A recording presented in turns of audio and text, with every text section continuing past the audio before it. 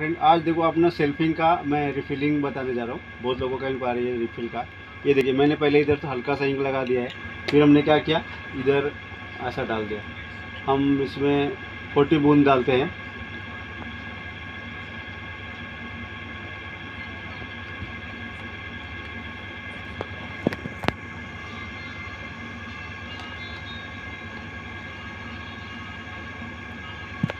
चालीस बूंद हो गया।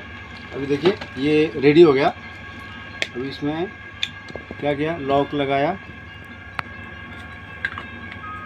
और इधर मार के कोई अच्छे तरीके दिखा दे रहा हूँ आपको।